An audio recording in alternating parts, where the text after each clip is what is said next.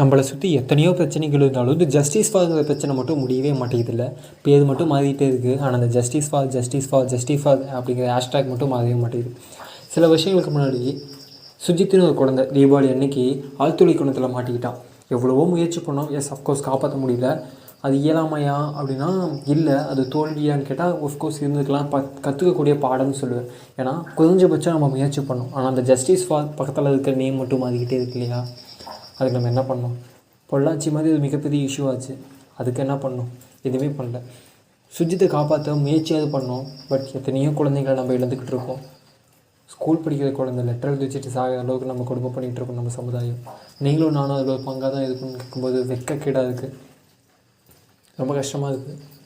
ஆனால் நம்ம இயலாமையில் இருக்கோம் இல்லையா? நானும் இந்த இயலாமையில் இருக்கேன். இளமையில் வாழ்க்கை.